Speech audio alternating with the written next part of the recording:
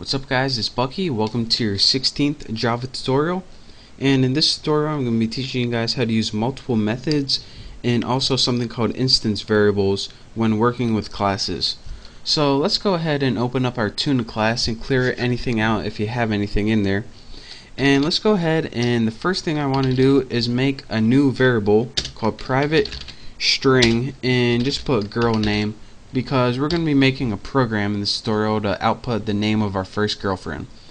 So the first thing you probably notice is instead of public I put private, and this is because when you're working with classes, right now we have two types of variables, public and private.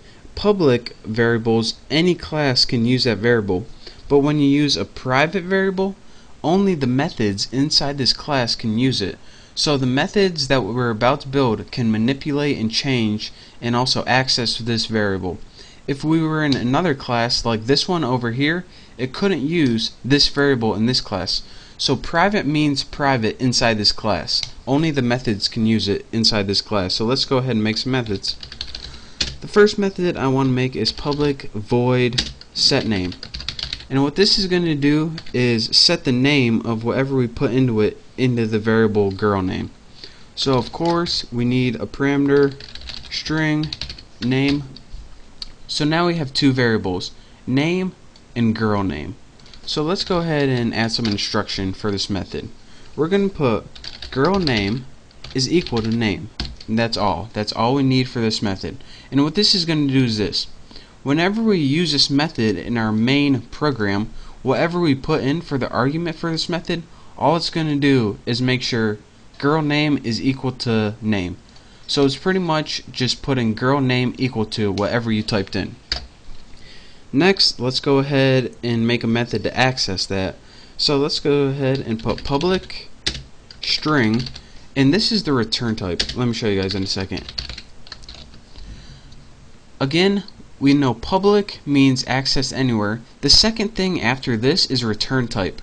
And whatever your method does, it may or may not return something. This method is going to return a string, so that's why we need to put string. And if your method returns nothing, go ahead and put void. So now let's go ahead in our method body, let's go put return girl name. That's all. All it does is return girl name, which was made up here. Next, let's go ahead and make one last method, public void saying, and this is going to be our final output to the user. So all we need to put here is system out printf, and this is a new type of print if I didn't teach you before. What it does is take something like your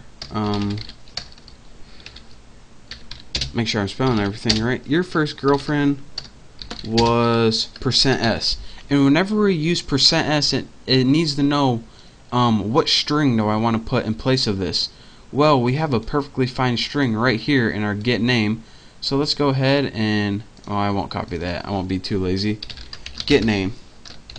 So it's going to say your first girlfriend was, and whatever girl name is as defined up here, that's what it's going to output. You'll see what it does later.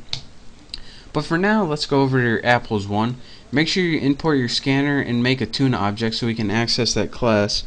And now let's go ahead and just put a basic prompt on the screen so we can tell the user what to do.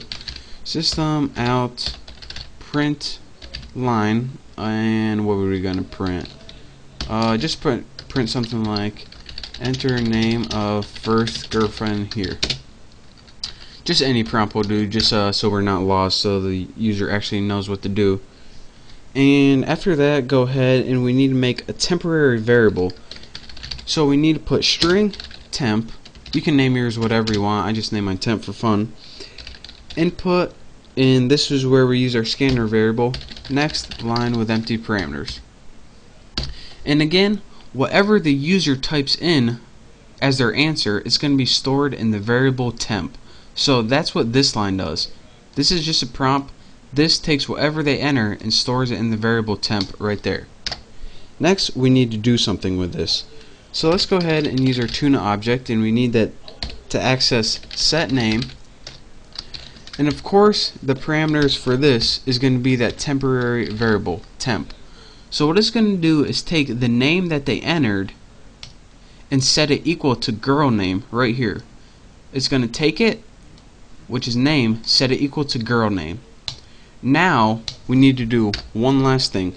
Now that we got that name equal to girl name, all we need to do is do tuna object dot saying with empty parameters. And what this does is use the tuna object saying. What is this, you may ask?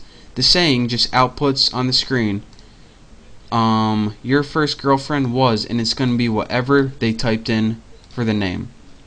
So let's go ahead and run this, see if I got any errors. And I don't, so let's go ahead and enter the name of your first girlfriend. Mine was Kelsey. Go ahead and press enter, and it says your first GF was Kelsey, stands for girlfriend. She was a babe. So let me tell you guys what this does one last time. Import scanner, we know what all this stuff does. Enter your name. What this does is allow us to enter a name, and it's going to store it in that variable called temp. And what the next line does right here is say, alright, in your class tuna, take that variable temp and use it in the set name method. So now it takes that variable named temp, which was Kelsey, and stores it as girl name. So now girl name equals Kelsey. So it says, alright, now what? Well, next I want you to just use the saying method in the class tuna. So it says, alright, we know that girl name is equal to Kelsey now. So now we can use that saying, what you told us to do right here, and just your first girlfriend was Kelsey. And again, if you don't know what printf does, then check out my C tutorials and I go over this. This is the common print function in the language C. Also, you can use it in Java, but this is just another way to print, so don't let it confuse you. So that is how you use instance variables and multiple methods. So again, you can use multiple methods in the same class.